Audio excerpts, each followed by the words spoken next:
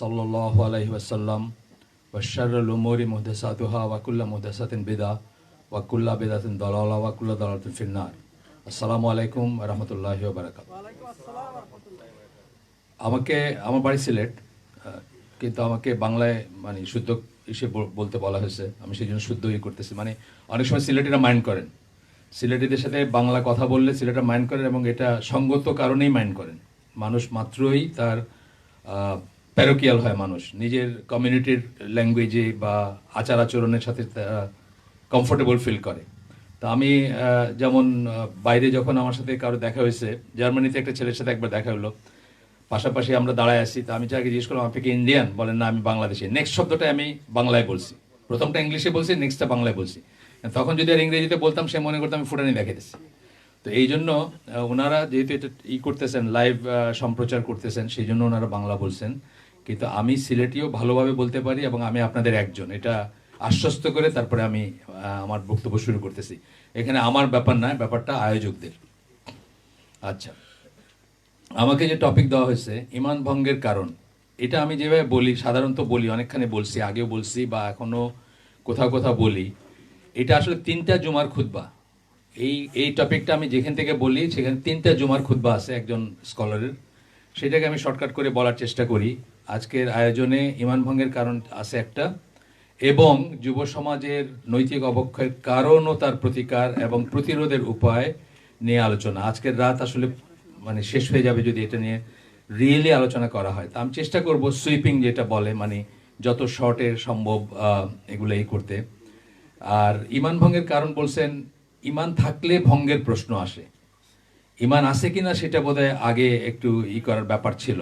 তো আমি এটা পরবর্তীতে যুব সমাজের নৈতিক অবক্ষয়ের কারণ সেখানে এটা একটু বলার চেষ্টা করব যে ঈমান আছে কিনা আমাদের সেটার।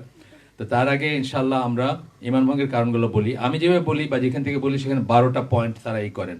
এই 12টাই লিমিটেড না, ঈমান ভঙ্গের অনেক কারণ আছে, কিন্তু 12টা মেজর কারণ তারা বলেন, মূল কারণ বলেন। তার ভিতরে প্রথমটা আমি প্রথমে পয়েন্ট বলে যাই, তারপরে অথবা পয়েন্টের সাথে সাথে একটু একটু করে করে যাব, একটু ছুঁয়ে ছুঁয়ে যাবো জাস্ট, কারণ এটা আগেই বললাম যে 3টে জুমার খুতবা এটা। তো 12টা পয়েন্টের ভিতরে প্রথম পয়েন্টটা হচ্ছে যে কোনো প্রকার বড় শিরকে লিপ্ত হওয়া।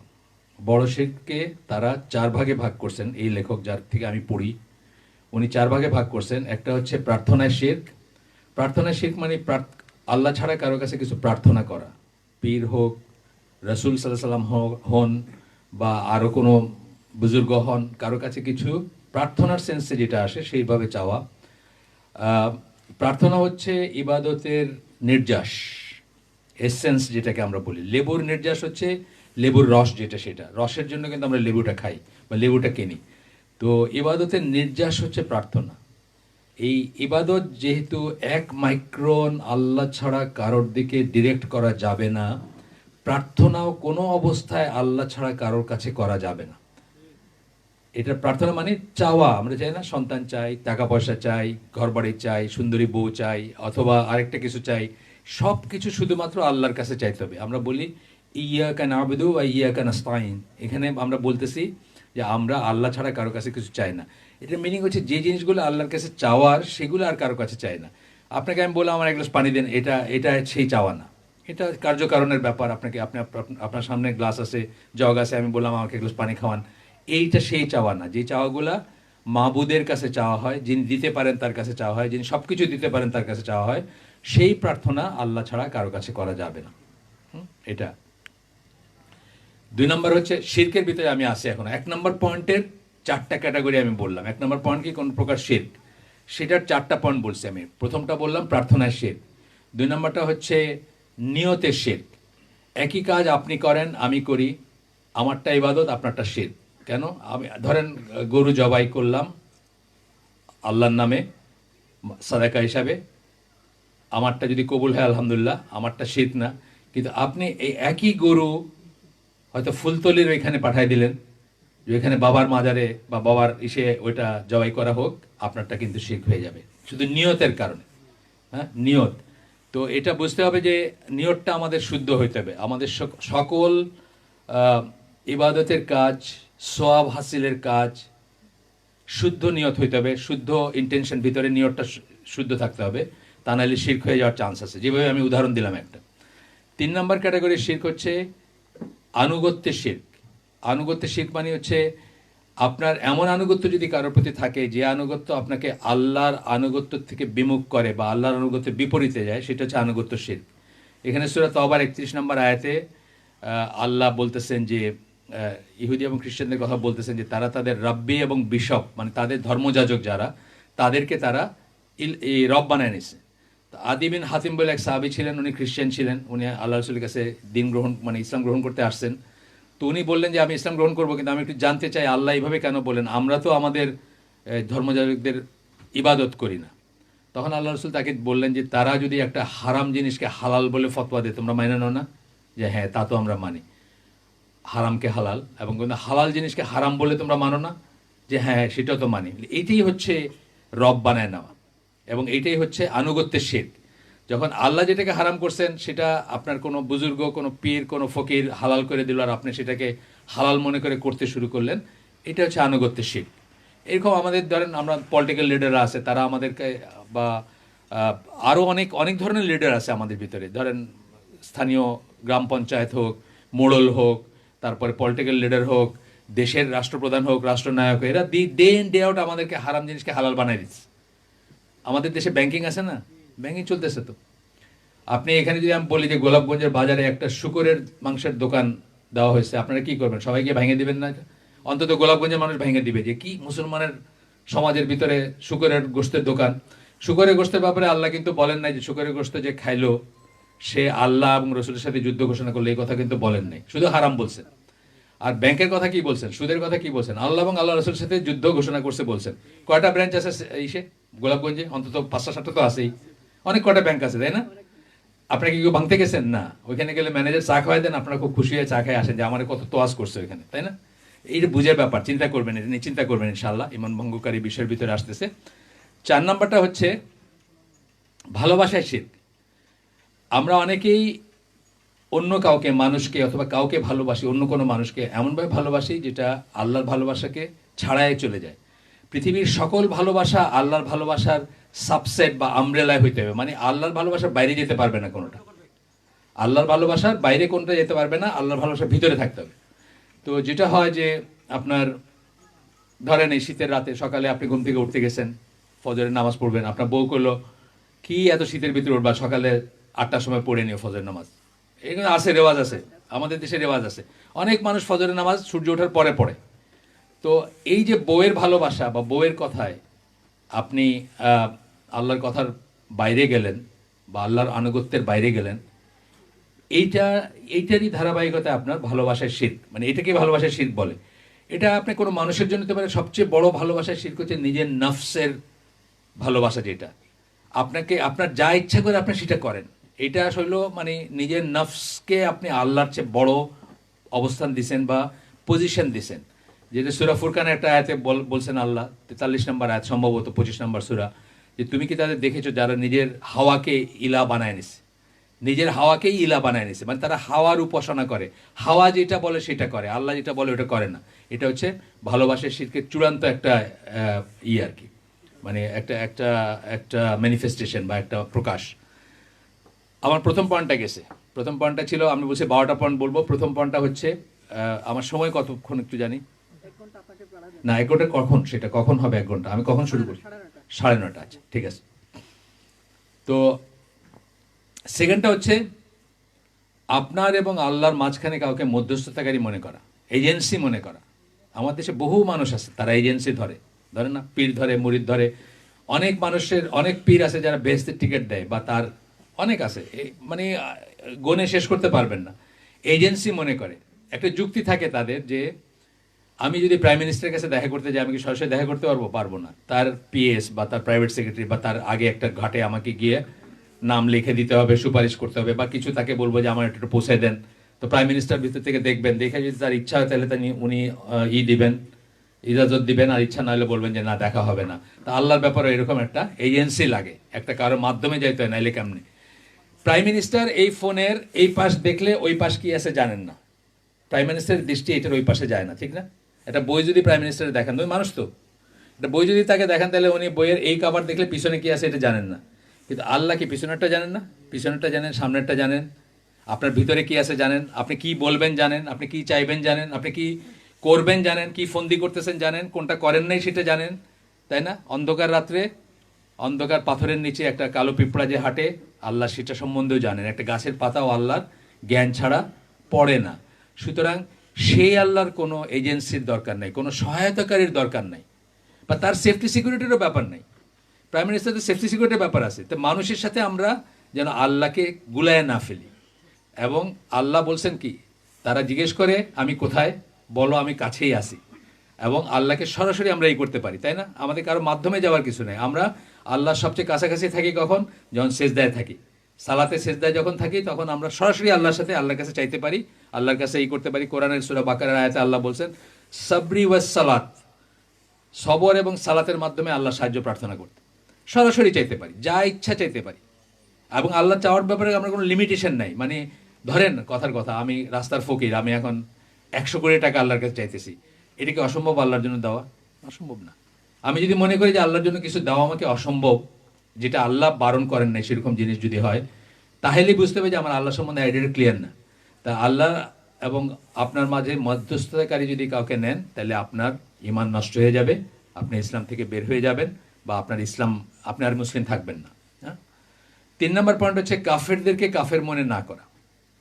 আমাদের দেশে এটা খুব বড় একটা ডিজিজ। আমাদের দেশ বলে না, এই অঞ্চলে সবখানেই আমরা অনেকেই মনে করি যে খ্রিস্টান, সে তো ঈসা আলাহ সাল্লামের উম্মত, সে ঈসা আলাহ সাল্লামকে মানে, খ্রিস্টানিটির বই মানে বা মানে, সে তার মতো করে ঠিক আছে, ইহুদি তার মতো করে ঠিক আছে, হিন্দু তার মতো করে ঠিক আছে। এরকম ধারণা কিন্তু আমাদের দেশে বহু মানুষের আছে।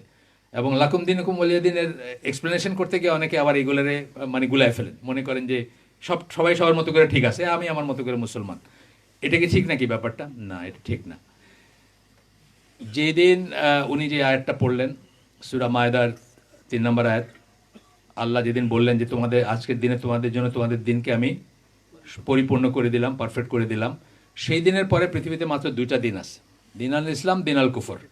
আপনি হয় মুসলিম নয় কাফের, মাঝামাঝি কিছু হওয়ার উপায় নেই, গ্রে এরিয়া নাই কোনো, ব্ল্যাক এবং হোয়াইট।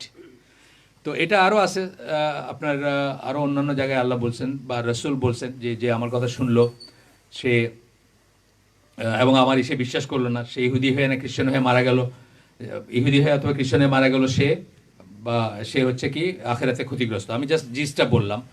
এবং আল্লাহ বলছেন যে ইসলাম ছাড়া সূরা আলে ইমরানের 85 নম্বর আয়াতে একবার বলছেন, এবং 19 বা 18 নম্বর আয়াতে একবার বলছেন, দুইবার, যে আল্লাহর কাছে ইসলাম ছাড়া আর কোনো দিন গ্রহণযোগ্য না।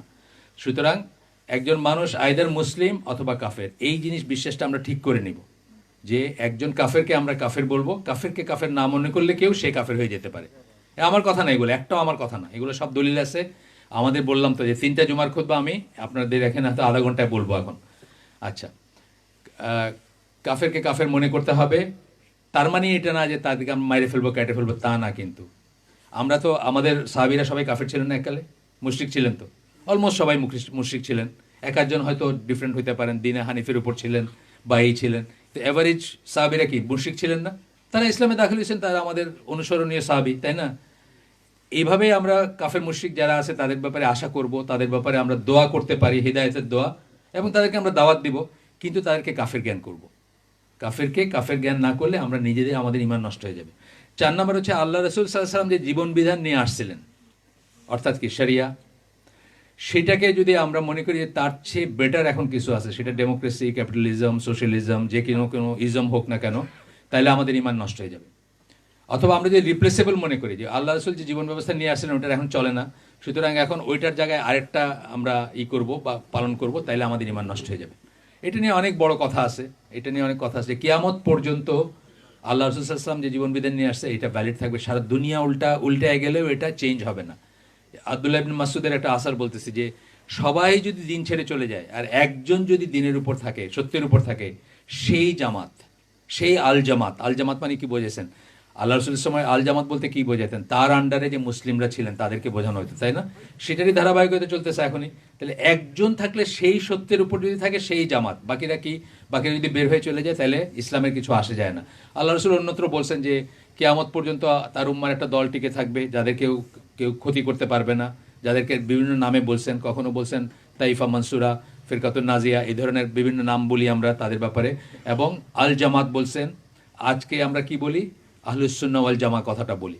তো যাই হোক, এটা নিয়ে এই পয়েন্টটা নিয়ে আপনার কয়েক ঘন্টা কথা বলা যায় যে রিপ্লেস মানে আপনার নবী যে জীবন ব্যবস্থা নিয়ে আসছিলেন তার চেয়ে বেটার যদি কিছু মনে করি আমাদের ইমান নষ্ট হয়ে যাবে। আমরা খুব কেয়ারফুল থাকবো, কারণ আমাদের অনেক শিক্ষিত জনরা বলছেন যে অদ্ভুত উটের পিঠে চলেছে স্বদেশ, আমাদেরকে আর সেই অন্ধকার যুগে নিয়ে যাওয়া যাবে না, অর্থাৎ নবীর যুগে আর নিয়ে যাওয়া যাবে না, আমরা এখন সামনের দিকে চলবো। অনেক বড় বড় মানুষরা বলছেন। যিনি বলছেন তিনি আমার নেইবার ছিলেন এক সময়, তার বাবা ছিলেন, এত লম্বা দাড়ি ছিল তার, এবং উনি রাজশাহী টিচার ট্রেনিং কলেজের প্রিন্সিপাল ছিলেন। উনি বলছেন যে আর অন্ধকার যুগে নিয়ে যাওয়া যাবে না আর কি। যাই হোক, একজন বিচারপতি জনৈকর। 5 নম্বর পয়েন্ট হচ্ছে দিন ইসলামের কোনো জিনিসকে মানে অপছন্দ করা বা ঘৃণা করা, এমনকি আপনি যদি এটা করেনও, হয়তো বাস্তবে সে জিনিসটা করে কিন্তু মনের ভিতরে সে অপছন্দ করে। উদাহরণ দিচ্ছি আমি, যেমন হাজব্যান্ডের জন্য বা বাবার জন্য কোনো মহিলা পর্দা করেন, কিন্তু মনে প্রাণে উনি এটাকে অপছন্দ করেন। এটা একটা উদাহরণ আর কি। আর একটা উদাহরণ হচ্ছে, ধরেন বাবা বলছে ছেলেকে যে তুমি তো নামাজ পড়ো না, আমি কিন্তু তোমার ত্যায্য করে যাব, তোমার কোনো সম্পদ দিয়ে যাব না। বাবা শত কোটি টাকার মালিক, এখন ছেলে বাবার মৃত্যুর জন্য অপেক্ষা করতেছে আর মসজিদে যায় আসে, নামাজ পড়ে কিন্তু এটা করাটাকে পছন্দ করে না। এই রকমের ব্যাপারে আপনার দিন মানে নষ্ট হয়ে যাবে, ইমান নষ্ট হয়ে যাবে বা ইমান ভঙ্গ হয়ে যাবে। এরপরের পয়েন্টটা হচ্ছে আপনার ইসলামের কোনো ব্যাপার নিয়ে হাসি ঠাট্টা করা। আমার দাড়িটা সুন্দর না, আমি চেষ্টা করতেছি রাসূলের অনুসরণ করতে, আপনি দেখে বলেন দেখো ছাগলের মতো লাগতেছে, বলে না মানুষ এসব কথা বলে, কিন্তু ছাগলা দাড়ি বলে না। আচ্ছা, হাসি ঠাট্টা করে, কার্টুনই করে, আপনার পেপারে কার্টুনই করে, আপনার নাটকে সিনেমায় পেপারে এই মুলার মতো দাঁতালা বা টুপিয়ালা দাড়িয়ালা এগুলো কি কারা, এদেরকে কারা, এরা মানে এই ছবিটা কাকে রিপ্রেজেন্ট করে? আল্লাহ রসুলকে রিপ্রেজেন্ট করে, তার দাড়ি তার টুপি বা যাই ছিল তার আর কি, মানে তার বেশভূষাকে রিপ্রেজেন্ট করে না, প্রকারান্তরে সেটাই করে, সেটা নিয়ে কার্টুন লেখা, সেটা এখন একটা মানে ভিলিফাই করার, মানুষকে করার একটা মানে নিগৃহীত করার বা অপমানিত করার একটা টুলস হয়ে গেছে এই ধরনের ব্যাপার। অথবা বুরকা আলী, সিলেটি কথা আছে না, বুরকা আলী সাল্লাল্লাহ বৈশে নিল দৌড়াইয়া, মানে এটা হলো মেকিং ফান অফ বুরকা, তাই না, বা পর্দা। এটাতে কিন্তু আপনার ইমান নষ্ট হয়ে যেতে পারে। আমরা খুব কেয়ারফুল থাকবো যে আল্লাহ রসুল সাল্লাহ সাল্লামের কে রিপ্রেজেন্ট করে অথবা ইসলামকে রিপ্রেজেন্ট করে বা ইসলামের কোনো অবিচ্ছেদ্য অংশ, সেটা নিয়ে আমরা কিন্তু হাসি ঠাট্টা করবো না। এমনকি নিজে যদি নাও করতে পারি, কখনো হইতে পারে যে কেউ একজন সেই ইমানের জোর নাই, দাঁড়িয়ে রাখতে পারেন নাই, বা সেই ইমানের জোর নাই করতে পারেন নাই, আপনার পর্দা করতে পারেন না, কিন্তু অ্যাটলিস্ট আমরা হাসি ঠাট্টা করবো না সেটা নিয়ে। 7 নম্বর পয়েন্ট হচ্ছে জাদু টোনা তন্ত্র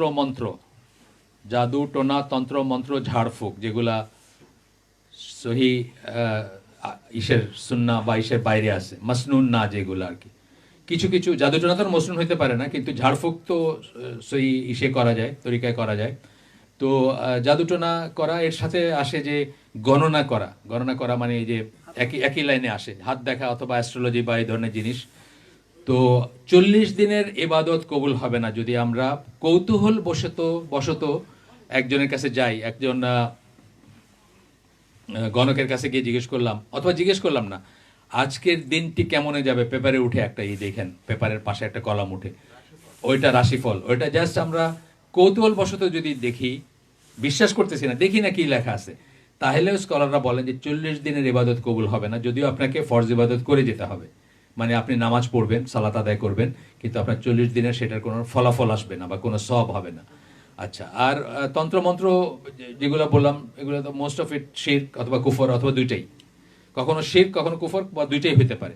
বান মারা, কারো ক্ষতি করা, কারো চুল নিয়া গিট্টু মারা, এই ধরনের যত কিছু জিনিস আছে, অথবা জাদুঘরের কাছে যাওয়া বা এই করা, যদি কারো এইরকম কিছু ঘটেই যায়, সহি আলেমের খোঁজ করবেন যারা সহি পদ্ধতিতে এগুলার করেন, আল্লাহ প্রদত্ত রসুল প্রদত্ত কোরআনের আয়াত দিয়ে বা মাসনুন দোয়া দিয়ে যারা এগুলার ইলাজ করেন তাদের কাছে যাবেন। কিন্তু ইন জেনারেল হচ্ছে এগুলা করলে আপনার ইমান নষ্ট হয়ে যাবে। আচ্ছা, 8 নাম্বার হচ্ছে যে আপনি আপনার আনুগত্য যদি মুসলমানদের বিপক্ষে গিয়ে কাফেরের পক্ষে হয়, আপনার কাফেরের পক্ষ নেন কোনোভাবে, কাফের দেশ হোক, কাফের রাষ্ট্রযন্ত্র হোক, বুঝছেন না, বহু মানুষ আছে না যে আফগানিস্তানে আমেরিকান আর্মির হয়ে যুদ্ধ করে মারা গেছে, মুসলিম কিন্তু তারা। আমারই পরিচিত একজন আছে ঢাকার, উনি আফগানিস্তানে মার্কিন বাহিনীর হয়ে মারা গেছে। তো ওনাকে এখানে শহীদ বলার একটা চেষ্টা করা হয়েছে, শেষ পর্যন্ত আর সেটা টিকে নাই বা এসে না, এই ব্যাপারটা আর কি, যে আপনার যদি মুসলিমের সাথে কাফেরের যদি কখনো যুদ্ধ বা কোনো বিবাদ হয়, আর সেখানে যদি আপনি তার পক্ষ নেন, আপনার আনুগত্য যদি তার সাথে থাকে, তাহলে আপনার ইমান নষ্ট হয়ে যাবে। এটার সাথে কিন্তু আরেকটা জিনিস ভুল করেন না, যে আপনার কাছে বিচারের জন্য আসছে যদি হয়, একজন মুসলিম এবং একজন কাফের আসছে, আপনি কিন্তু তখন সুবিচার করবেন। তখন কিন্তু আপনি ওই মুসলিমের পক্ষ নিয়ে তার প্রতি অবিচার করবেন না, সেটা আলাদা জিনিস। কিন্তু আমি বলতেছি যে ওয়ালাওয়াল বাড়ার সেন্সে বলতেছি যে আপনার আনুগত্য কাফেরের প্রতি, তার সাথে তার কাছে আপনার আনুগত্য, আপনি মুসলিমের বিরোধিতা করেন বা মুসলিমের বিরুদ্ধে যান, আপনার ইমান নষ্ট হয়ে যাবে। 9 নম্বর হচ্ছে এইরকম এইরকম বোধ বা বিশ্বাস যে কোনো কোনো মানুষের শরীয়ত না মানলেও চলে, এটা আমাদের দেশে কিন্তু খুব আছে। মজুফ বলে না, কিছু কথা আছে না, মজুফ বলে, জুনুন বলে, হ্যাঁ, ন্যাংটা হাঁটতেছে, তারে সম্মান করে, তার শরিয়া নাই, তার নাই, বুঝছেন না?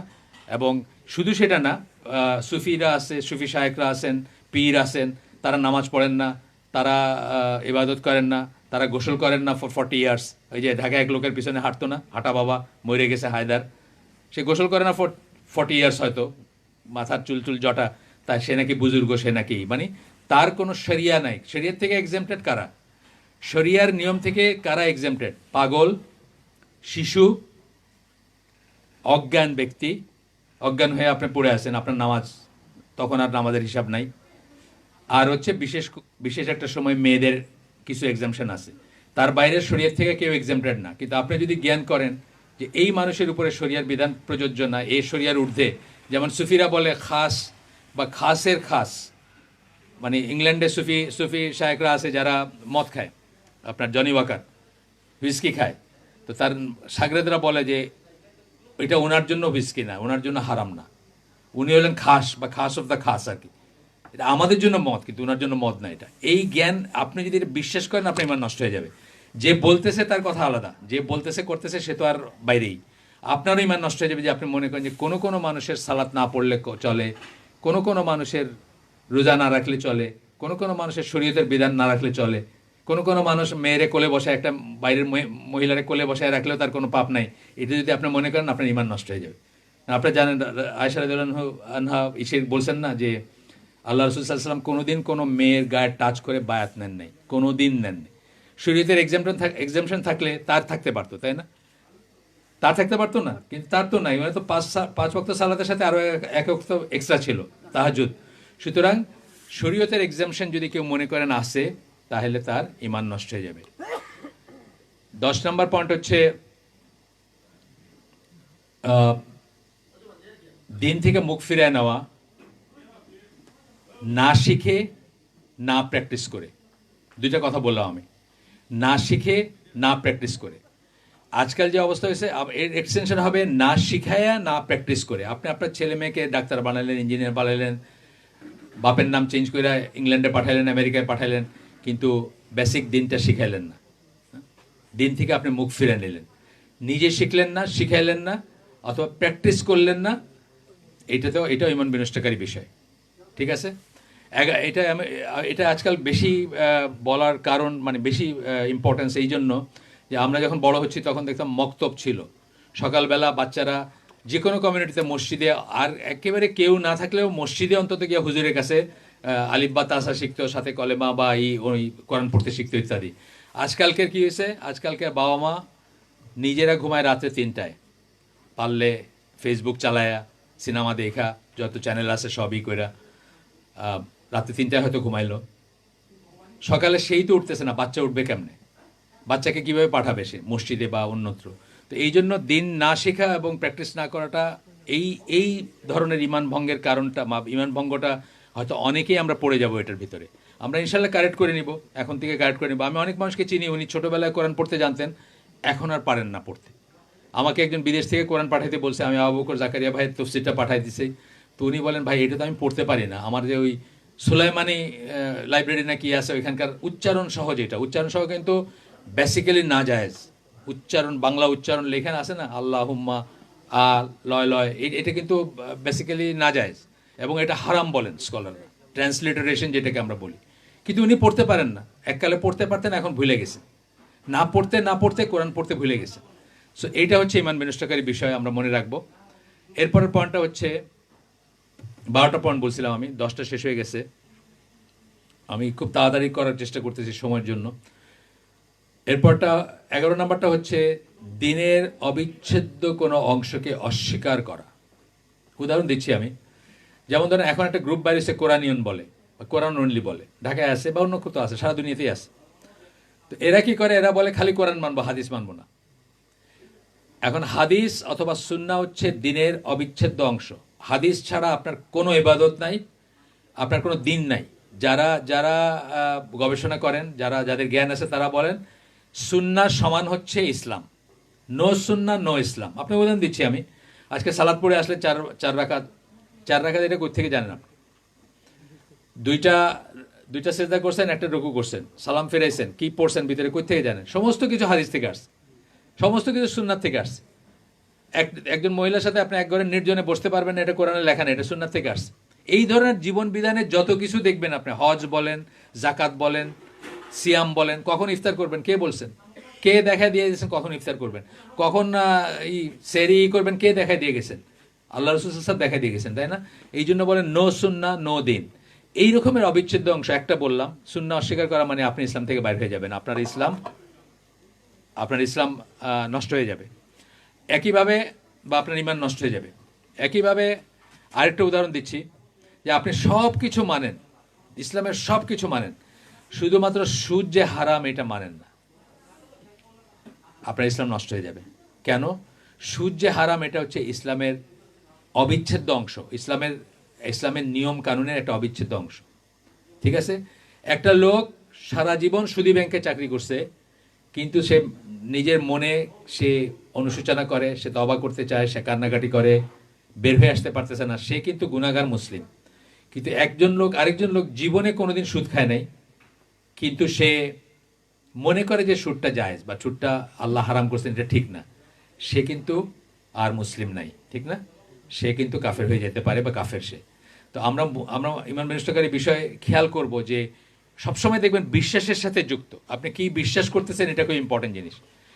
করতেছেন যেটা অ্যাকশন, সেটাও খারাপ, কিন্তু অনেক সময় মানুষ একটা অ্যাকশন বাধ্য হয়ে করে, কিন্তু বিশ্বাসটা আরেক রকম থাকে। আপনাকে যদি এখানে কেউ বন্দুক ধরে বলে যে বলো তুমি ইসলামে বিশ্বাস করো না, যান বাঁচানোর জন্য, আপনি কিন্তু এটা বলতে পারেন, এটা কিন্তু জায়েজ। কিন্তু মনে যদি আপনার বিশ্বাস থাকে, আপনি তথাপি মুসলিম। হ্যাঁ, বিশ্বাসের জিনিসগুলো খেয়াল করবেন আগে, বিশ্বাসটাকে সঠিক করবেন অলওয়েজ। 12 নম্বর পয়েন্ট হচ্ছে সালাত পরিত্যাগ করা। এটা সব আলেমের মতে না, এটা নিয়ে খিলাফ আছে। কোন কোন আলেম মনে করেন সালাত পরিত্যাগ করলে কাফের হয়ে যাবে। এর ভিতরে 3টা গ্রুপ আছে। একজন মনে করেন, একদল যারা স্ট্রিক্টার, তারা মনে করেন এক ওয়াক্ত সালাত যদি কেউ খেলার ছলে ছেড়ে দেয়, এক ওয়াক্ত নামাজ খেলার ছলে মানে নেগলেক্ট করে ছেড়ে দিল, না পড়বো না, এটা তাইলে সে আর মুসলিম থাকে না। এটা হলো সবচেয়ে স্ট্রিক্ট যে গ্রুপটা, তারা মনে করেন। আমাদের দেশে মনে করেন যে নামাজ না পড়লেও নামাজ যদি স্বীকার করে তাহলে সে তথাপি মুসলিম, আমাদের দেশে মনে করেন। আর আরেকটা দল আছেন যারা মাঝখানে, নাসিরুদ্দিন আলবানী এবং মোহাম্মদ বিন সাল্লাহ আল সাইমিন, তারা মনে করেন যে সচরাচর নামাজ পড়ে, সবসময়ই পড়ে বা অলমোস্ট পড়ে, কখনো কখনো বাদ দেয় বা নামাজ স্বীকার করে যে এটা ঠিক, বাট কখনো আলসির জন্য হোক, অথবা ঘুম থেকে উঠতে পারে না, অথবা অন্য কোনো কারণে বাদ যায়, কিন্তু সে পড়ে, ইউজুয়ালি পড়ে বা এটাকে স্বীকার করে যে পড়তে হবে, তাহলে তাকে তথাপি মুসলিম বলতে হবে, কিন্তু গুনাহগার মুসলিম বলতে হবে। এই 3টা মত আছে। 3টা মতের আমি কাউকে ভালো কাউকে খারাপ বলতেছি না। পার্সোনালি আমি মাঝখানের মতটা ফলো করি, মাঝখানে যেটা বললাম এটা ফলো করি, যে মুসলিম প্রায়শ নামাজ পড়ে, হয়তো কখনো তার ছুটে যায়, আমি তথাপি তাকে মুসলিম মনে করি। আর যে কখনোই পড়ে না, তাকে আর আমি মুসলিম মনে করি না, বুঝছেন না? বাট ওই আরেকটা গ্রুপ যেটা বললাম, যে যারা স্ট্রিক্টার্স করার, তারা মনে করেন এক ওয়াক্ত সালাত ছেড়ে দিলেও তার ইমান নষ্ট হয়ে যাবে। সেইটা আমি সেই সেই মতটা আমি ফলো করি না আর কি, বা আমার কাছে যেটা মনে হয় তাকিক করা অথবা নিজে, এগুলো কিন্তু আপনারা পড়াশোনা করবেন, আপনারা পড়াশোনা করে দেখবেন যে কোনটা ঠিক বা কোনটাই, এটা ওপেন আছে। তো আজকের আয়োজনের প্রথম অংশটা ছিল এটা, ইমান ভঙ্গের কারণ। আমি বললাম 12টা পয়েন্টে যদ্দূর পারলাম তাড়াহুড়া করেই বললাম। যুব সমাজের নৈতিক অবক্ষয়ের কারণ ও তার প্রতিকার। এইটা তো আবার আরেকটা জায়গায় চলে গেল, যে কোনো জিনিস, যে কোনো মানুষ যে কোনো কাজ করে তার বিশ্বাস অনুযায়ী। আজকে সবাই ঠান্ডার কাপড় পরে আসছেন না কেন? আপনারা বিশ্বাস করেন যে এই ঠান্ডা লাগলে আপনাদের কাশি হবে, জ্বর হবে বা ক্ষতি হবে আপনাদের, সেই জন্য কি প্রত্যেকটা মানুষ যে কাজটা করে সেই কাজটা বিশ্বাস অনুযায়ী করে, যে কোনো কাজ, এবং যে কাজ থেকে বিরত থাকে সেটাও বিশ্বাস অনুযায়ী করে। অর্থাৎ আপনি একটা সাপ ধরেন, এই আমাদের সিলেটে তো বর্ষা সিজন সাপ থাকে না, আপনি একটা সাপ নিয়ে খেলাধুলা করেন না কেন? আপনি বিশ্বাস করেন মনে প্রাণে যে এই সাপটা কামড় দিলে আপনি মারা যাবেন। এই বিশ্বাসের কারণে কিন্তু আপনি এটাতে বিরত থাকেন। আর এই বিশ্বাসের কারণে আপনি আজকে শীতের কাপড় পরে আসছেন, যে এটা এই কাজটা করছেন কারণ আজকে ঠান্ডা লাগবে আপনার, সেই জন্য। প্রত্যেকটা মানুষের কাজ কিন্তু তার বিশ্বাস অনুযায়ী হয়। এইখানে হচ্ছে কথা যে নৈতিক অবক্ষয়ের কারণ, কেন নৈতিক অবক্ষয় হচ্ছে? প্রথম সমস্যাটা হচ্ছে বিশ্বাসে। যারা অনৈতিক কাজ করতেছে তারা আল্লাহকে এমনভাবে বিশ্বাস করে না যেমন বিশ্বাস করা উচিত, আল্লাহকে এমন ভয় করে না যেমন ভয় করা উচিত। সূরা আলে ইমরানের 102 নম্বর আয়াতে আল্লাহ বলতেছেন, হে ইমানদারগণ, হে বিশ্বাসীগণ, আল্লাহকে এমনভাবে ভয় করো যেমন ভয় করা উচিত, এবং মুসলিম না হয়ে মৃত্যুবরণ করো না। আল্লাহকে কেমনভাবে ভয় করা উচিত? আমি উদাহরণ দিই, সবখানে দিই এই উদাহরণটা, যে ঢাকার রাস্তায় একজন ট্রাফিক পুলিশ হাত তুলে দাঁড়ায় আছে, 500টা গাড়ি বসে আছে, কেউ কিন্তু সিগন্যাল ওভাররাইড করে যাচ্ছে না। কেন? এই ট্রাফিক পুলিশকে মানে সারা জীবনে যা কামাই করবে ওটাতে 1 মাসে কামাই করে এমন বড় লোকও বসে আছে ওইখানে, অথবা তার চাকরি খাইতে পারে এমন সেক্রেটারি বা সচিবও বসে আছে, তাইলেও তারপরে কেন ওভাররাইড করে না? একটা ভয় কাজ করে। কি ভয়? বেইজ্জত করবে, মামলা দিবে, ফাইন করবে, থাক বাবা নিয়ম মানি আমি, সে হাত তুলে বসে আছে। আল্লাহ কত ব্যাপারে হাত তুলে বসে আছেন, সেই জিনিসগুলো আমরা করি দেখেন তো। আমরা সিনেমা দেখি, আমরা গান শুনি, আমরা ইয়াবা সেবন করি, আমরা আরও একটা কিছু করি, পর্নোগ্রাফি বা বাজে ছবি দেখি, সবকটাতে আল্লাহ হাত তুলে বসে আছেন না? কেমনে করতে পারি তাহলে? আমরা আল্লাহকে আসলে বিশ্বাসই করি না। প্রথম ওইটা ঠিক করতে হবে যে আল্লাহকে এমনভাবে বিশ্বাস করতে হবে যেমনভাবে বিশ্বাস করা উচিত। কেমনভাবে বিশ্বাস করতে হবে? আপনার হাদিস জিবরিল, যেটা ওইখানে জিবরাইল আলাইহিস সালাম, আপনি হাদিস জিবরিল সম্বন্ধে জানেন তো, অনেকেই হয়তো জানেন। হাদিস জিবরিল হচ্ছে কি? ইমাম নওয়াবীর 40 হাদিসের সেকেন্ড হাদিসটা, মুসলিমের হাদিস। ওমর রাদিয়াল্লাহু আনহু বর্ণনায় জিবরাইল আলাইহিস সালাম আসলেন মানুষের বেশে, রাসূলকে জিজ্ঞেস করলেন, আমাকে ইসলাম সম্বন্ধে বলেন, ঈমান সম্বন্ধে বলেন, ইহসান সম্বন্ধে বলেন। ইহসানটা হচ্ছে সবচেয়ে উপরের স্টেজ যদিও, তারপরে এখান থেকে আমরা আন্দাজ করতে পারি। যখন বললেন যে ইহসান সম্বন্ধে বলেন, তখন রাসূল সাল্লাল্লাহু আলাইহি ওয়াসাল্লাম কি বললেন? ইহসান হচ্ছে তুমি এমনভাবে ইবাদত করো যেন তুমি আল্লাহকে দেখতেছো, আর তুমি যদি না দেখো তাহলে জানো যে আল্লাহ তোমাকে দেখতেছেন। এখন আপনি এটা বুঝেন নাই, আপনি যখন ছোট থেকে বড় হয়েছেন, যেদিন আব্বা আপনারা দেখতেছে তাকে পড়তেছেন কিনা, আপনি কিভাবে পড়ছেন? আর যেদিন বাসায় আব্বাও নাই আম্মাও নাই, আপনি কিভাবে পড়ছেন আপনি বুঝেন না। তাহলে আব্বা যে আপনারা দেখতেছেন এইটুকুর জন্য কিন্তু আপনার উপর একটা এফেক্ট আসছে। সুতরাং আল্লাহ আপনাকে দেখতেছেন, শুনতেছেন, আপনার ভিতরে কি প্ল্যান করতেছেন, শয়তানি করতেছেন, এটা জানে আল্লাহ। একটা ঘর বন্ধ করে আপনি মোবাইলে একটা খারাপ ছবি দেখতেছেন, এইটা আল্লাহ জানেন। দেখবেন, প্ল্যান করতেছেন আজকে, এটা আল্লাহ জানেন। এই সমস্ত কিছু নিয়ে যদি বিশ্বাস করতেন তাইলে আপনার অবক্ষয় হইতো না। অবক্ষয় হওয়ার মূল রিজন বা মূল কারণ হচ্ছে আপনি আল্লাহকে এমনভাবে বিশ্বাস করেন না যেমন বিশ্বাস করা উচিত, এবং এমনভাবে ভয় করেন না যেমন ভয় করা উচিত। কি করে তাহলে কি করবেন? তাহলে এখানে হচ্ছে যে আল্লাহকে নিয়ে একটু চিন্তা ভাবনা করবেন, আল্লাহকে নিয়ে একটু পড়াশোনা করবেন। এই যে মহাবিশ্বের সবকিছু, বা আপনার নিজের কথা আমি বলতেছি, আপনি কি এমনি এমনি হয়ে গেছেন? আপনি একটু চিন্তা করবেন যে এই যে আমাদের এটা ইটসেলফ একটা আরেকটা আলোচনার বিষয়। কিন্তু আপনার নিজের শরীরের দিকে আপনি তাকায় দেখেন, আপনার নিজের শরীরের দিকে আপনি তাকায় দেখেন। আপনাকে আমরা বলি কি আল্লাহ খালিক না? খালিক মানে কি? ফ্যাশনার, যিনি বানান, ফ্যাশন করেন, ডিজাইন করেন যিনি। আপনার হাতে 5টা আঙ্গুল দিচ্ছেন আল্লাহ, আপনি শুধু এই আঙ্গুলটা স্কচ টেপ দিয়ে লাগাই দেন। এখন আপনি কিন্তু আপনার চেক সিগনেচার করতে পারবেন না, জামার বুতান লাগাইতে পারবেন না। এই যে ডিজাইনটা, এটা কি এমনি এমনি হয়েছে? এটা কি এমনি অ্যাক্সিডেন্টালি হয়ে গেছে? অ্যাক্সিডেন্টালি হয় নাই। এইভাবে আপনি চিন্তা করবেন, আপনার নিজেকে নিয়ে চিন্তা করবেন, আপনার পরিবেশ প্রতিবেশ নিয়ে চিন্তা করবেন, সৃষ্টি জগতের দিকে তাকাবেন। আল্লাহ কোরআনে বলছেন সৃষ্টি জগতের দিকে তাকাইতে, সৃষ্টির আকাশসমূহ পৃথিবীর সৃষ্টির দিকে তাকাবেন, রাত এবং দিনের অল্টারেশনের দিকে তাকাবেন। তাহলে আস্তে আস্তে আপনার আল্লাহ বিশ্বাসটা সলিড হবে, বা আপনার যদি কোনো সন্দেহ থাকে এটা দূর করবেন। সন্দেহ দূর করার একমাত্র উপায় হচ্ছে আপনার করা, কি বলে, জ্ঞান অর্জন করা। জ্ঞান অর্জন হচ্ছে সন্দেহের একমাত্র ঔষধ। পড়াশোনা করবেন এবং যখন বুঝবেন যে আল্লাহ আছেন, আল্লাহ আপনাকে দেখেন, আল্লাহ আপনাকে শোনেন, আল্লাহর যে সিফাতগুলো আছে, যে বৈশিষ্ট্যগুলো আছে, এগুলো যখন আপনি পড়াশোনা করবেন, আপনি ওই সিসি ক্যামেরার মতো আপনি ফিল করবেন যে আল্লাহর সার্বক্ষণিক দৃষ্টির সামনে আপনি আসেন। এবং তখন আপনাকে কোনো নিরাময় সেন্টারে নিতে হবে না, কোনো মুরব্বী, কোনো পুলিশ, কিছুতে না। আপনি অটোমেটিক্যালি আল্লাহর নিষিদ্ধ জিনিসগুলো ত্যাগ করবেন।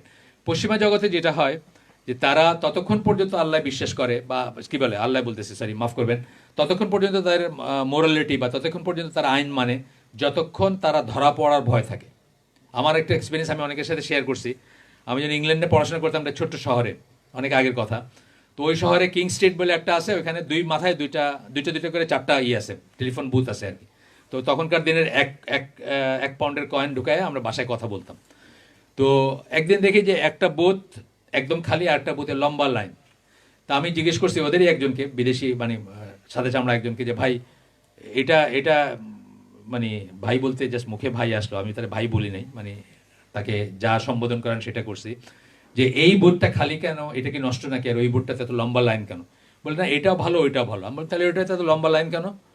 যে ওইখানে টেলিফোনটার ওই রিসিভারটা রাইখে দিলে, ওই ক্রেডেলে রাইখে দিলে নিচেতে পয়সাগুলো বাইর হয়ে আসে। সাদা চামড়া কিন্তু লাইনে সব। তারা মনে করতেছে আমার তো কোনো দোষ নাই, আমি তো মেশিন ভাঙি নাই, পয়সা আসতে তো আমি কি করবো, কোথাও পকেটে নিয়ে হাঁটা দিচ্ছে, বুঝছেন না? ওইখানে একজন মুসলিম হলে কি করতো, সে আরো একটা কয়েন খরচ করে ওই কোম্পানিকে ফোন করে বলতো যে তোমার মেশিনটা নষ্ট, তুমি তাড়াতাড়ি মানুষ পাঠাও, আমি পয়সা দিয়ে গেছি কিন্তু পয়সা বাইরে আসে।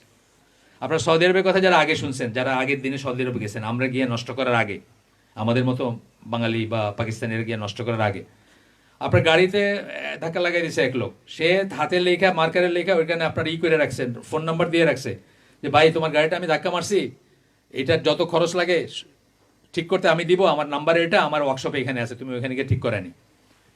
এটা হচ্ছে কি, মানে কেউ দেখতেছে না।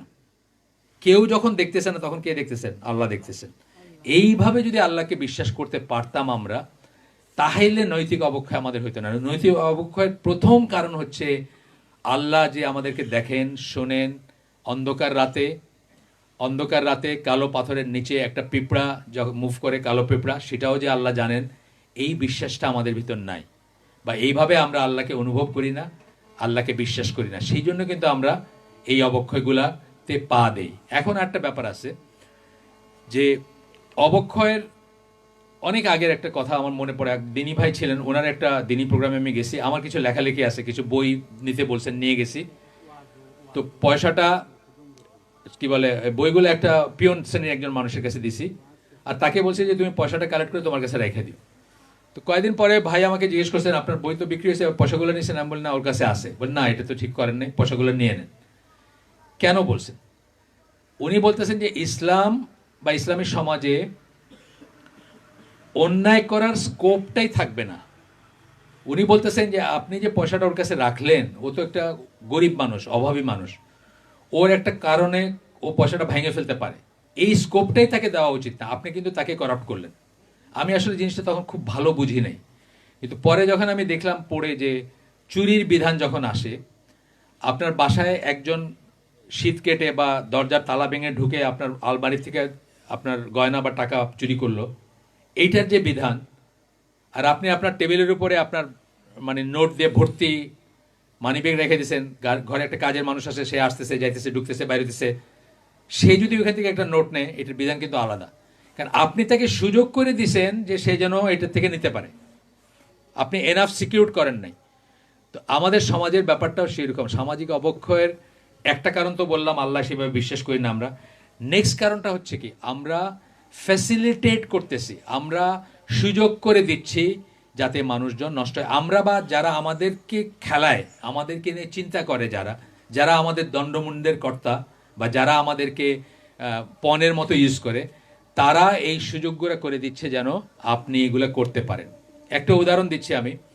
বাংলাদেশে ফেন্সিডেল কিন্তু একটা জাতীয় সমস্যা, জানেন তো আপনারা। ফেন্সিডেল করলে কি হয়, কিডনি নষ্ট হয়ে যায়।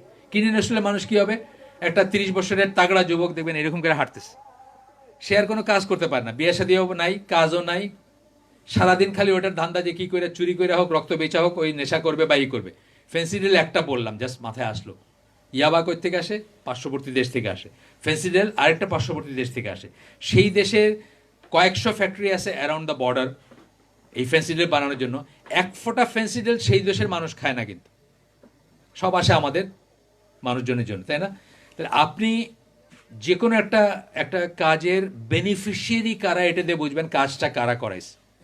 যেমন ফার্স্ট ওয়ার্ল্ড ওয়ার যে লাগছিল, একজন লোককে হত্যা করা, একজন মানে ইসের আপনার অস্ট্রিয়ান একজন মানে নেক্সট রাজা হবে আর কি, সেরকম একটা মানুষকে হত্যা করার থেকে ফার্স্ট ওয়ার্ল্ড ওয়ারটা লাগছিল। পরবর্তীতে মানুষজন অ্যানালিসিস করে জানছে যে যা মনে করছে মানুষ, যা মনে করে যুদ্ধটা লাগছে, ব্যাপারটা সেটা না। আর একটা থার্ড পার্টি এই যুদ্ধটা লাগাইছে যাদের এটাতে লাভ ছিল। আমাদের দেশে এটা হইলে লাভ কাদের? আপনারা দেখেন, এন্টি বাংলাদেশিদের লাভ, এন্টি ইসলামীদের লাভ, তাই না? মুসলিম দেশ না আমরা তো মুসলিম দেশ। লাভ কাদের? আমাদের দেশে যে আজকে বলে যে, আমি টাইমটা দেখি একটু, আমাদের দেশে যে আজকে বলে যে আমাদের কেউ রুখতে পারবে না, কথাটা বলা উচিত না, কথাটা ভুল। আল্লাহ রুখতে পারবেন, যে কাউকে যে কোনো সময় রুখে দিতে পারবেন, এটা কোনো ব্যাপার না। তারপরেও যেটা মিন করতে চান যারা বলেন এই কথাটা, যে আমরা এগিয়েই যাব, আমাদের এখন সময় আগে যাওয়ার, এটা কিসের বেসিসে বলেন? কারণ আমাদের দেশে ইয়াং জেনারেশন যারা বলি, ইয়াং মানুষের পপুলেশনের যে পার্সেন্টেজ, সেটা এমন একটা জায়গায় আছে যেটা যখন যে দেশে ছিল সেই দেশ তখন ইকোনমিক উন্নতি করছে। আজকে জাপান তাদের ইকোনমি নিয়ে চিন্তিত কেন? তাদের দেশে বুড়া মানুষের সংখ্যা অনেক বেশি। মানুষ রিটায়ারমেন্টে গিয়ে আবার চাকরিতে আসতেছে, কারণ ওই রিটায়ারমেন্টের পয়সা দিয়ে চার চলতেছে না, জিনিসপত্রের দাম বেড়ে গেছে। এগুলো নিয়ে অনেক চিন্তিত। বুড়া মানুষের সংখ্যা চায়নাতেও বাড়তেছে, বুড়া মানুষের সংখ্যা আমেরিকাতেও বেশি। আমাদের দেশে কি ইয়াং মানুষের সংখ্যা অনেক বেশি। এইটা কিন্তু খুব প্রমিজিং একটা ব্যাপার। সেই ইয়াং মানুষগুলো নষ্ট হচ্ছে কিসে? ইয়াবা, পর্নোগ্রাফি। সারা রাত পর্নোগ্রাফি দেখলে সকালে উঠে কি কাজ করবে বলেন আপনার? তার তো এমনি ব্রেনটাই নষ্ট হয়ে গেছে আগেই। ইয়াবা ইয়াবা আমি শুনছি যে মানে একটা শট নিলে নাকি জীবনে ছাড়া যায় না, এক শট। আমি একটা রিক্সাওয়ালার ইন্টারভিউ দেখছি, বউ বাচ্চা সব ছেড়ে দিয়েছে, সব বিক্রি হয়ে গেছে, রক্ত বিক্রি করাও শেষ। এখন মানুষের পায়ে ধরে ধরে সে প্রতিদিন তার ইয়াবা করতে হয়, অন্তত 1,000 টাকা তার করতে হয়। একটা রিক্সাওয়ালা তো 1,000 টাকা প্রতিদিন যোগান দেওয়া সম্ভব না। এটা তো রিক্সার কথা বললাম, আমি বড় লোকের ছেলেদের কথা জানি, উচ্চ শিক্ষিত ছেলেদের কথা জানি, যারা এইভাবে চলে, সোজা হয়ে দাঁড়াইতে পারে না, কোমরে ব্যথা, হাড়ে ব্যথা, কিডনি নষ্ট, চোখ লাল, মানে 5 মিনিটের মেহনতের কাজ করতে পারে না। আপনি কি দিয়ে নেশন বিল্ডিং করবেন? আপনার এটাতে লাভবান কারা হচ্ছে আপনি চিন্তা করে নেন। কারা?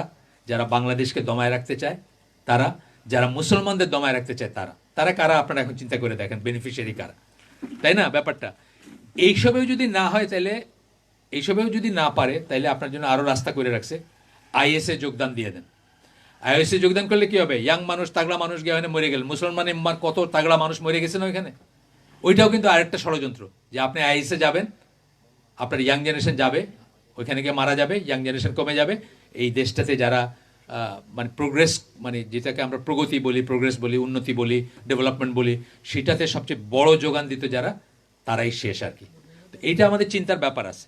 আমরা এটা হইতে দিব কি দিব না, যাদের নিয়ন্ত্রণ আছে তারা চিন্তা করব সব কিছুর। এই আব্দুল সবুর ভাইয়ের এখানে একদিন বসেছিলাম আমি, ওই ঢাকায় এক মহিলা আসছেন, তার ছেলের বিরুদ্ধে অনেক অভিযোগ, তার ওনার ওই হিজামা সেন্টারে অনেক অভিযোগ, খালি অভিযোগ ছেলের বিরুদ্ধে। ছেলে কাজ করে না, ছেলে এটা করে না, খালি গেম খেলে। তো উনি একসময় বিরক্ত হয়ে জিজ্ঞেস করছেন যে এই গেমটা প্রথম কবে খেলছে? ওই অমুক সালে খেলছে ভাই। সেটা কে দিছিল তার হাতে? আমি দিছিলাম। কথাটা বুঝছেন না? একইভাবে আমরা অনেকেই আমাদের ছেলেদের হাতে মোবাইল ফোন তুলে দিচ্ছি, স্মার্টফোন তুলে দিচ্ছি, ইন্টারনেটের অ্যাক্সেস দিয়ে দিচ্ছি, হ্যাঁ, ইন দ্য নেম অফ শিক্ষা দীক্ষা, স্মার্ট হওয়া বা যা কিছু। মানে একটা বাচ্চা ছেলে যেন এসে আপনার বলতেছে, আব্বা অমুকের আছে মোবাইল ফোন, আমার নাই। আপনার তো মনটা হয়ে উঠলো যে আমার ছেলেটা স্কুলে যায়, কলেজে যায়, বুক টান করে চলতে পারে না, ঠিক না? তো আমরা চিন্তা করবো যে প্রথম পাপ কাজের দিকে তাদের যে দরজাটা খুলে দিয়েছে, কিন্তু খুলে দেই ইউজুয়ালি আমরা যারা প্যারেন্টস আছি, যারা বাবা মা আছি তারা। আমার বাসায় 2001 সাল থেকে কোনো টেলিভিশন নাই। আমার 2টা নাতি আমার বাসায় বড় হয়েছে, 1 সেকেন্ড জীবনে টেলিভিশন দেখে নেই, 1 সেকেন্ড। যদি দেখে ওই বাসে লাগায় রাখে না, এখন কি অনেক বাসে লাগায় রাখে না, বা কারো বাসায় গিয়ে দেখছে, মানে এটা দেখা বলবো না, আমি তাকানো যেটা বলবো। 1 সেকেন্ড জীবনের টেলিভিশন দেখে নাই। তারা যখন পড়তে শিখছে, দেখতে শিখছে, তখন আমরা নিউজ পেপার বন্ধ করে দিছি। এমনিতে আমি আমাদের সময় মার্কার নিউজ পেপার রাখতাম, 2 টাকার যেটা আছে, ওইটা তো ছবি দিতে শুরু করলো। নয়া দিগন্তের কথা বাদই দিলাম, ইসলামী নিউজ পেপার, ওইটাতে তো বহু আগের থেকেই সিনেমা, ছবি, সব প্রেমের গল্প টল্প সবই আছে। কিন্তু আমাদের সময় যেটা আছে 2 টাকার, ওইটাও আমরা বন্ধ করেছি আমাদের বাসায়। তাদের টিভি আওয়ার জিরো, তাদের গান আওয়ার জিরো, তাদের স্মার্টফোন আওয়ার জিরো। তারা এখন অনলাইন ক্লাস করে, তার বাবা তাকে লাগায় দেয় স্ক্রিন রেকর্ডার বলে একটা সফটওয়্যার আছে, ওইটা সহ আগেই বলে দেয়, বাবা তুমি যা যা করবা সব কিন্তু এখানে রেকর্ড হয়ে থাকবে, আমি এখন দেখবো বা পরে দেখবো।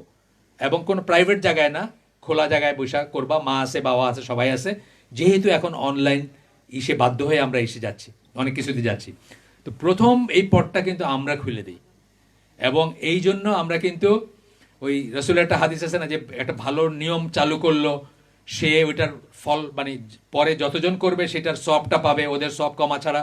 এটা উল্টাটাও কিন্তু আছে, যে একটা খারাপ জিনিস রাস্তা করে দিল, যতদিন যত পাপ হবে সবকটা তার বাপের উপরে মাল্টিপ্লাইড হইতে থাকবে। তাছাড়া কিয়ামতের দিন তো সে বলবে যে আমি আমার বাপের কান্দে চড়ে জাহান্নামে যেতে চাই, কারণ সে আমাকে এই পথে এই করছে। প্রত্যেক মানুষ যার কাছ থেকে এই হয়েছে তার কথা বলবে, হ্যাঁ, যার কাছ থেকে সে ধোকা খাইছে, যার কাছ থেকে এই করছে। তা আমরা অপক্ষের কারণ বলতে গিয়ে আমরা বলতেছি, প্রথমত বললাম যে বিশ্বাসহীনতা। আমরা আমাদের ছেলেমেয়েদেরকে তারবিয়াত বা গঠন, মানে 1 থেকে 12 বছরে বাচ্চাদের মাথায় যেটা ঢুকে ওটা কোনোদিন বাইর হয় না। 1 থেকে 12 বছর সময়টা অত্যন্ত ইম্পর্টেন্ট সময়। মায়েরা যারা, তারা যেন নিজে, আজকালকার মায়েরাই তো ফেসবুক চালায়, দেখছেন না, মায়েরা ফেসবুক চালাইতেছে, বাচ্চার মুখে দিয়া ওই বোতলের পিছনের দিক ঢুকাই দিচ্ছে, সামনের দিক না ঢুকায়। এগুলো কার্টুন ফার্টুন দেখছেন না?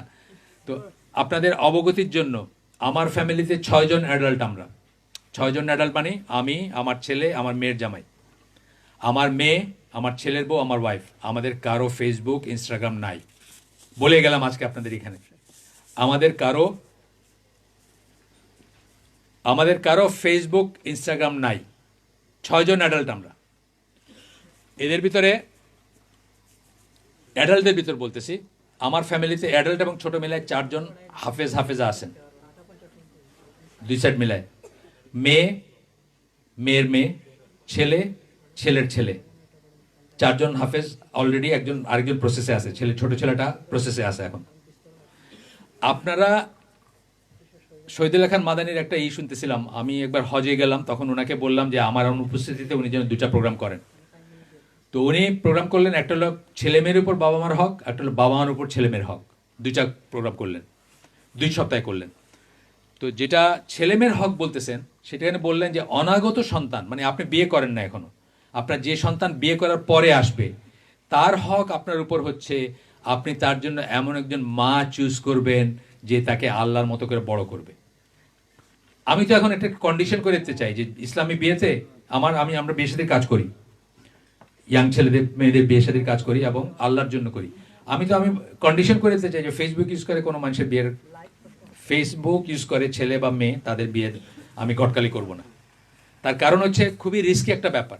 আমি নিজেকে বিশ্বাস করি না এটা দিয়ে, অন্যদের কথা বাদই দিলাম। সাইফুল্লাহ ভাইয়ের একটা লেটেস্ট আছে, শুনে নেই, প্লেনলি বলছেন যে হারাম, প্লেনলি বলছেন ফেসবুক ইউজ করা হারাম, এক্সেপ্ট বিশেষ কোনো কারণে, সেটা মাসলাহাত যদি থাকে, যে এইটাই একমাত্র মিডিয়াম অফ সেটা তিনি বুঝবেন, যিনি করবেন তিনি আলেম উলামা, তার বুঝ তার ইসে করবেন। এবং শেষ পর্যন্ত উনি আলেমদের কথা বললেন, যে উনি যাদের সাথে ট্রাভেল করেন, বলছে আগে যখন গাড়িতে যাইতাম আলেমদের সাথে, সবাই জিকির করতে থাকতো, কেউ কোরআন দেখতেছে বা কেউ কোরআন রিভাইজ করতেছে, যার হিফজ আছে। এখন দেখি আলেমরাও ফেসবুক চালায়, স্ট্যাটাস দেখে, কি হয়েছে? কঠিন অবস্থার ভিতরে আছি না আমরা? ইনশাল্লাহ আমরা বোঝার চেষ্টা করব আমরা কি আগাইতেছি না পিছাইতেছি। আমি মনে করি ফেসবুক মিডিয়ার 90% বা 95%ই হচ্ছে ধ্বংসাত্মক, 5% হয়তো লাভ। এই 5% লাভের জন্য 90 বা 95%-এর রিস্কে যাবেন কিনা, এটা আল্লাহর সাথে আপনার হিসাব, আপনি চিন্তা করে দেখেন। নিজের চেয়ে বড়, নিজের ভিতরে দেখলে আপনি বুঝবেন যে আপনি কেন কি করতেছেন। আমি বলি যে 200 বছর পড়াশোনা করতে পারবেন, সেই মেটেরিয়াল বইয়ের আকারে প্রিন্টেড মেটেরিয়াল হিসাবে আছে, আপনার ব্রাউজ করার আর ফেসবুকে গিয়ে দিন শেখার কোনো দরকার নেই। 200 বছর পড়তে পারবেন আপনি। এগুলো হচ্ছে আমরা আমাদের নিজের মনকে একটা বুঝ দেই, ফাঁকি দেই। আর আপনি যেটা করবেন, এটা আপনার ছেলেকে না করবেন কেমনে? আমি ফেসবুক নাই, আমার ছেলের নাই, আমার মেয়ের জামার নাই। আমার মেয়ের জামাই তার মেয়েকে বলতে পারে যে ফেসবুক আমার নাই, তুমিও কোনোদিন ইউজ করবা না। আমার ছেলে তার ছেলেকে বলতে পারে যে আমি ইউজ করি না, তুমি ইউজ করবা না। আপনি ইউজ করলে ছেলের না করবেন কি দিয়া? যে জিনিসটা আপনি করবেন ওটা না করবেন কি দিয়ে? পেপার বন্ধ করছি কেন? আমার কি খবর জানতে ইচ্ছা করে না? না, আমি পড়বার ওরে বলবো এই তুই দেখিস না, এটা কেমন কথা হলো? বুঝছেন না? ডবল স্ট্যান্ডার্ড হয়ে যায়। তো এগুলো চিন্তা করব আমরা, এবং এগুলো চিন্তা করে মাদকের কথা বলেন, পর্নোগ্রাফির, এখানে কয়েকটা পয়েন্ট ছিল, আমি আবার একটু দেখি। মাদক ছিল, পর্নোগ্রাফি ছিল, এগুলোই তো ছিল না? এই দুইটা না মোটামুটি? এটা তো মেন। তো একটা জিনিস বুঝতে হবে যে এই যে বললাম যে অনাগত সন্তানের হক, মা চুজ করছেন কিনা, যে মা তাকে ইসলামের মতো করে বড় করবেন। কুকুর, গরু, ছাগলের বাচ্চারা একটা লিমিটের পরে তারা অন দেয়ার ওন। মানুষের বাচ্চা কিন্তু অন দেয়ার ওন হইতে অনেক বছর লাগে না? কত বছর? প্রাপ্তবয়স্ক হওয়া পর্যন্ত, তাই না? তাদেরকে আপনি তাদের উপর ছেড়ে দিতে পারেন না। যে 1 থেকে 12 বছর বললাম, তাদেরকে একটা একটা লেকচার সিরিজ আছে, কটা পর্যন্ত বলছেন? 50 বাড়াই দিয়েছেন একটু। আচ্ছা, চাইলে বাড়াতে পারেন না? চাইবো না, ইনশাল্লাহ চেষ্টা করবো সময়ের ভিতর। Internet gaming. আচ্ছা, ইন্টারনেট গেমিং ওই একই ধরনের জিনিস। যা কিছু আমাদের কাছে স্ক্রিন অ্যাডিকশন নিয়ে একটা আছে, আমাদের যে একটা স্কুল চালায় আমরা ঢাকায়, ওইখানে আপনার আমাদের এক ভাই আছেন শিবলি মেহেদি, উনি জাতীয় পর্যায়েরই প্যারেন্টিং নিয়ে কাজ করেন। জাতীয় বলবো না, আন্তর্জাতিকই বলবো, কারণ উনি মালয়েশিয়াতে করছেন বা দেশের বাইরেও করছেন, অন্যান্য জায়গায়। উনি স্ক্রিন অ্যাডিকশন নিয়ে একটা খুব সুন্দরই করছেন, আমি আপনাদের গ্রুপে বা আপনাদের এসে দিয়ে দিব, আপনারা দেখেন সবাই। যে কি দেখতেছে ওটা কিন্তু সেকেন্ডারি, তাকায় দেখার একটা অভ্যাস হয়, একটা নেশা হয়। এটা ছাড়া সে, আজকাল দেখবেন পোলাপান বেড়াইতে যেতে চায় না, আপনার দেখেন খেয়াল করে। দাদার বাড়ি যাবি না, কেন না? দাদার বাড়িতে গেলে তো সব কিছু স্লো, খুব, বুঝছেন না? বাসে উঠলাম, নামলাম, হাঁটলাম, খাল পাড়ি দিলাম, সব প্রসেসগুলো স্লো না? আর ইন্টারনেটের প্রসেসগুলো কি? গেমিং, ডিসু ডাসু ডিসু ডাসু, বুঝছেন না? সাথে সাথে মানে হাজার হাজার মানুষ মেরে ফেললাম, হাজার হাজার সৈন্য মেরে ফেললাম। এই যে নেশাটা, এটা কি করে? মানে হরমোন হ্রাস হয়, মানে উত্তেজনা হয় ভিতরে, বুঝছেন না? এই উত্তেজনা তো দাদার বাড়ি যাওয়াতে নাই। এই উত্তেজনা ব্ল্যাক অ্যান্ড হোয়াইট লাগে ওইটা, মানে এটা কালার আর ওইটা ব্ল্যাক অ্যান্ড হোয়াইট। নিজের কিউবিক্যালের ভিতরে, নিজের ঘরের ভিতরে কোনায় সারা দুনিয়া, ওইখান থেকে সারা দুনিয়া দেখতেছে, সব কিছু রঙিন, সব কিছু খুব ফাস্ট। আস্তে আস্তে কি হয়? মানুষের সাথে মিশে ছেড়ে দেয়, আত্মীয় স্বজনের সাথে মিশে ছেড়ে দেয়, সামাজিকতা ছেড়ে দেয়, এবং নেট জম্বি বলি আমরা, বা জাঙ্কি বলি আমরা, ওইটার ভিতরে সে সমস্ত জীবন তার এবং এই যে বললেন আব্দুল সরুর ভাই, যার কথা বললেন, যে ছেলে কোনো কাজ কাম করে না, দামড়া ছেলে, ছোট ছেলে না, দামড়া ছেলে, সে কাজ কাম করে না, খালি গেম খেলে। কেন? গেমটা প্রথম কে তুলে দিয়েছিল? সেই বাবা মা তুলে দিয়েছিল হাতে। তো এগুলো চিন্তা করবেন ইনশাল্লাহ। এগুলা মানে এগুলো দায় দায়িত্ব আমাদেরকে নিতে হবে। বড় হওয়া ব্যাপারে, বাচ্চা কাচ্চা বড় করার ব্যাপারে একটা জিনিস বলবো আমি, ছেলে মেয়েদের বড় করার ব্যাপারে একটা জিনিস বলবো, যে তাদেরকে সময় দিতে হবে। তাদেরকে দয়া করে ট্যাব, মোবাইল ফোন, টেলিভিশন এগুলো ঘুষ দিয়েন না। তাদেরকে সময় দিতে হবে। তাদের সবচেয়ে বড় দরকার হচ্ছে আপনার সময়ের। একটা আছে how to build up N Islamic house hold, একটা আছে, লেকচার সিরিজ আছে। আমার স্কোপ নাই, নাহলে আমি আপনাদের সাথে হয়তো শেয়ার করতাম, বাট আমি অন্যদেরকে দিয়ে দিব। সেখানে কি আপনার ঘরটাকে আপনি ইসলামাইজ করবেন। ঘরটাকে ইসলামাইজ করা মানে কি? আপনি শুরু করবেন কি দিয়ে? ইসলামিক টার্মিনোলজি যেগুলো বলি, সুবহান আল্লাহ, আলহামদুলিল্লাহ, আল্লাহ আকবর, হ্যাঁ, জিসাস বা ওয়াও বা থ্যাংক ইউ, এগুলার পরিবর্তে কি আসবে? ইসলামের টার্মগুলো আসবে, জেজাকাল্লাহ খায়রান, হ্যাঁ, নামাজের জায়গায় সালাত আসবে, রোজার জায়গায় সিয়াম আসবে। এরকম আপনি ইসলামিক টার্মিনোলজি চালু করবেন। শুরু বলতেছি আমি। তারপরে যে সালাম বললাম, সালাম শুধু ছেলে বাপকে দিবে এমন কথা নেই, বাপও ছেলেকে দিবে, ঠিক না কথাটা? আমার মনে আছে আমরা যখন কলেজে চড়ি, কক্সবাজারে কলেজে পড়ি, তখন কক্সবাজারে আমার এক ফ্রেন্ডের বাড়ি ছিল। তো সে তার এক চাচা, তার 2টা বাচ্চা মাদ্রাসায় পড়তো। আগের থেকেই সে হাসাহাসি করতেছে। আমরা যখন যাচ্ছি তখন বলতেছে যে দেখিস ওখানে গেলে একটা মজা দেবে কি, যে ছেলেরা মাদ্রাসা থেকে আসে, আইসা বাপরে সালাম করে, আর বাপ তাদের সাথে মুসাফা করে, আপনি জি বলে কথা বলে, বাপও সালামের উত্তর দেয়। এটা একটা হাসাহাসির ব্যাপার ছিল। আর মুসলিমকে এটা হাসাহাসি করতে পারে না।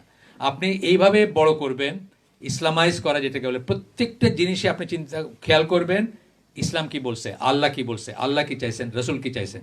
গল্প, ইসলামী গল্প আছে, সাহাবীদের গল্প, রসুলের সিরা, সাহাবীদের গল্প, তাবেঈদের গল্প, কত আছে, কোনো নাই। নবীদের গল্প, পয়গম্বরের গল্প আপনি করবেন, কোরআনিক গল্পগুলো আপনি করবেন, কষ্ট করবেন। হ্যাঁ, তার জন্য জিনিসকে মনে করেন না যে সুখ। একটা মোবাইল ফোন, একটা স্মার্টফোন, একটা ট্যাব, একটা টেলিভিশন, এগুলো সুখ না, কিন্তু এগুলো তার জাহান্নামের রাস্তা তৈরি করে দেবে। আমরা অনেক সময় বলি যে আপনারা যখন মানে ছোট একটা বাচ্চা যখন বড় হয়, তার বাবা মা ছোট একটা একটা ফোন আসছে, মাফ করবেন। ছোট একটা বাচ্চা যখন বড় হয়, তার বাবা মা কি করেন, তাকে ধরেন একটা উদাহরণ দিচ্ছি আপনাকে, আমি একটা সুইজারল্যান্ডের চকলেট দিলাম, সুইস চকলেট, দামি চকলেট। আপনি কি করবেন, ওটা না খেয়ে আপনার বাচ্চার জন্য রেখে দিবেন। অনেক আমরা তাই করি না, আমাদের ইচ্ছে আমাদের বাচ্চাদের আমরা বেশি ভালোবাসি এই সেন্সে। রেখে দিলাম যে আমার মেয়েটা খাবে বা আমার ছেলেটা খাবে, আউট অফ কি, আউট অফ লাভ, স্নেহ, মমতা, ভালোবাসা। এই বাচ্চাটার নরম হাতটা আপনি গালে লাগায় আপনার খুব ভালো লাগে, সফট হাতটা দেখুন। আপনি এর জন্য দুনিয়া অনেক কিছু করতে পারেন, সুদী ব্যাংকে ফিক্সড ডিপোজিট রাখতে পারেন, ঘুষ খাইতে পারেন, শুধু তাকে তাকে সুখ দেওয়ার জন্য, তাকে ভালোবাসা প্রকাশ করার জন্য। কিন্তু আপনি সবচেয়ে আসল জায়গাটাই তাকে ভালোবাসেন না। আপনার উচিত ছিল সেই নরম হাড়টা ধরে চিন্তা করা যে এই নরম মাংসটা বা গোশতটা যদি জাহান্নামের আগুনে জ্বলে, এবং যেভাবে ডিসক্রিপশন আছে যে গলে গলে পড়বে, আবার তৈরি হবে, আবার জ্বলবে, আবার তৈরি হবে, আবার জ্বলবে, তাহলে আপনার কি সবচেয়ে ভালোবাসার ব্যাপার কি হইতো, যে এই জাহান্নামের আগুন থেকে এই বাচ্চাটাকে বাঁচানোর ব্যবস্থা করা, তাই না? তাইলে কি করতেন, তাকে আপনি আল্লাহর মতো করে বড় করতেন। তাকে গেম ঘুষ দিতেন না, তাকে স্মার্টফোন ঘুষ দিতেন না, তাকে টেলিভিশন ঘুষ দিতেন না, তাকে ট্যাব ঘুষ দিতেন না, তাকে আপনি সময় দিতেন। আপনার কাছে সবচেয়ে বড় দরকার হচ্ছে সময় দেওয়া, তাকে তার কোম্পানি দেওয়া, তার বন্ধু হওয়া, সেই জন্য আপনার সাথে কমিউনিকেট করতে পারে। তাকে নেচারের কাছে নিয়ে যাওয়া, বাইরে নিয়ে যাবেন, এখানে তো সমস্যা নাই, কিন্তু আমি শহরে যারা থাকেন তাদের কথা বলতেছি। প্রকৃতির কাছে নিয়ে যাবেন, মাঠে ঘাটে নেবেন। মায়ের স্পর্শ এবং মাটির স্পর্শ গন্ধ ছাড়া মানুষ মানুষ হয় না, সেখানে তাকে ছেড়ে দিবেন। আমরা একটা কথা বলি যে, আবার একটা কথা বলার আছে এখানে, যে দুইটা এন মনে রাখবেন, একটা হচ্ছে নেচারের কাছে নিয়ে যাবেন, আর একটা হচ্ছে ভিটামিন নো বলি আমরা, অর্থাৎ তাকে মাঝে মাঝে না বলবেন, সবসময় হ্যাঁ বলবেন না। যা চাইতেছে তাই পাইতেছে, এরকম হইলে কিন্তু আরেকটা গোল্লা যাওয়ার রাস্তা তৈরি হয়, বুঝছেন না? এবং দেখবেন যে ঢাকায় আসছে, পেপারে আসছে যে একটা পাখি ড্রেস ঈদের সময় দেয় না দেখে মেয়ে আত্মহত্যা করে ফেলছে। কারণ কি, সারা জীবনে তারা আপনি নো বলেন নাই, আজকে হঠাৎ আপনার কি মনে হয়েছে, আপনি বলছেন যে না এটা দিব না, বা সে আত্মহত্যা করে ফেলছে। তো ভিটামিন নো একটা জিনিস আমরা বলি, যে মাঝে মাঝে না বলবেন। চাইলেই সে সবকিছু পাবে এমন যেন না হয়, যা দরকার সেটা পাবে, কিন্তু যা চাইবে সেটাই পাবে এটা যেন না হয়। আমরা যেন তাদের কাছে জিম্মি না হয়ে যায়। একজন আমেরিকান কনভার্টেড মুসলিম স্কলার, উনি বলছেন যে রাসূল সাল্লাল্লাহু আলাইহি সাল্লাম ওর নাম কি, ইবন সায়াদ না, এই যে ইহুদি বাচ্চাটা, ইবন সায়াদ, ইহুদি বাচ্চাটাকে দেখতে গেছিলেন দাজ্জাল কিনা। কেন গেছিলেন? সে মুখে মুখে কথা বলে, আর কিছু না। তো যেই স্কলার, আমেরিকান স্কলার, কনভার্টেড মুসলিম, যিনি এই বক্তৃতাটা দিতেছেন, উনি বলতেছেন যে ওই স্ট্যান্ডার্ডে এখন আমাদের ঘরে ঘরে সব দাজ্জাল। কারণ আমাদের ছেলেরা কি বলে, মা বলতেছে বাবা একটু খাও, না এটা করো, না একটু আসো তোমার চাচার সাথে কথা বলো, সালাম করো, না আমি তো এখন ট্যাব নিয়ে বসে আছি, বুঝছেন না? এখন দাওয়াত দিলে ঢাকায় একটু বড় লোক যারা, তাদের এসে যারা যে দাওয়াত দিলেন, বাচ্চাকে চাইছে বলে আঙ্কেল ওয়াইফাইয়ের পাসওয়ার্ডটা কি, বুঝছেন তো? ওয়াইফাই পাসওয়ার্ড দিলেন, বাস তাদের নিয়ে বসে গেল। এইগুলা কিন্তু ইসলামের সাথে যায় না, এবং আমরা কিন্তু এইগুলা দিয়ে আমাদের পরবর্তী জেনারেশনকে ধ্বংস করে দিচ্ছি, নষ্ট করে দিচ্ছি। আপনারা আর এই ওয়াজ কইরা আর তাদেরকে পথে আনা লাগবে না, বা ওয়াজ যতই ওয়াজ করেন, আমরা বলি আমরা ইসলামী স্কুল চালাই ঢাকায়, আমরা বলি যে আমাদের সাথে তারা থাকে 11% সময় থাকে আমাদের সাথে, 11%, আর 89% থাকে বাসায়। 11% আমি 89% ঠিক করতে পারবো না। এটা হইলো কি, ট্যাঙ্কের ভিতরে আপনি পানি লাগাইছেন, পানির পাইপ দিয়ে ট্যাঙ্ক ভরতে চাইতেছেন, আর নিচে 4টা ফুটা, জীবনে ভরবে? জীবনে ভরবে না। ফুটাগুলা বন্ধ করতে হবে। ফুটাগুলা আপনি তৈরি করছেন, আপনার বাচ্চাকে আপনি দিছেন, সে না হলে এটা পারতো না। হিজরত করবেন, দেশের ভিতরে হিজরত করবেন। যেই কমিউনিটিতে দিন মানে দিনের মতো করে মানুষকে বড় করে, বাচ্চাদের বড় করে, সেখানে চলে যাবেন। কি আছে, সমস্যা কি আছে? আল্লাহ রসুল মক্কা ছেড়ে যাচ্ছিলেন, বারবার তাকাইতেছিলেন। তারপরে যখন মক্কা বিজয়ের পরে আসলেন, তখন তো বলছেন যে যখন ওই যে সাহাবীরা করলেন যে কাকে কি দিছেন, ভাড়া দিছেন, তখন বললেন যে আমি তো ভাড়া দিছি, ক্যাটেল দিছি, তোমরা যে আল্লাহ রসুলকে নিয়ে যেতেছো, তোমরা কি এতে সন্তুষ্ট না? তার মানে কান্দি দিচ্ছেন ওনারা, সাহাবীরা। মিনিং কি? আল্লাহ রসুল ওইটাকেই পছন্দ করছেন যেখানে তার দিন প্রপাগেট করতে পারছেন, তার দিনের হেফাজত হয়েছে, যে দিন যেখান থেকে শুরু করতে পারছেন, মানে প্রতিষ্ঠিত করতে পারছেন, আপনারাও সেটা করবেন। এইটুকু হিজরত। এই ধরেন কথার কথা, সিলেট শহরের এক্স এলাকায় সব এইসব মানুষ থাকে যারা ট্যাপ দেখে, এই করে করে, আপনি তাকুয়া মসজিদের পাশে যাবেন, বা আরেকটা মসজিদ উম্মুল করা, বা যেখানে থাকলে আপনি কমিউনিটি পাবেন সেখানে যাবেন, যেখানে সবাই আপনার মতো চলবে, যেখানে আপনার দাঁড়িয়ে রাখলে কেউ হাসবে না, যেখানে আপনার ওয়াইফ পর্দা করলে হাসবে না, যেখানে আপনার ছেলে যদি হিফজ করে কেউ হাসবে না, যেখানে তাকে তার উপর প্রেশার থাকবে না যে তোর ট্যাব আছে নাই, তোর টেলিভিশন আছে নাই, তো তুই কি হইলি, এই কথা যেখানে শুনবে না, সেই পরিবেশ সেই প্রতিবেশ তাদেরকে দিবেন, সেভাবে বড় করবেন। আমি শেষ করে দিই, সুবহানাকা আল্লাহুম্মা বিহামদিকা আশহাদু আল্লা ইলাহা ইল্লা আনতা আস্তাগফিরুকা ওয়া আতুবু ইলাইক। আমি আসলে সবসময় টাইমের ভিতর থাকি, 3 মিনিট বেশি নিয়েছি আমার নির্ধারিত সময় থেকে, মাফ করে দিন আপনারা। আসসালামু আলাইকুম ওয়া রাহমাতুল্লাহি ওয়া বারাকাতুহু।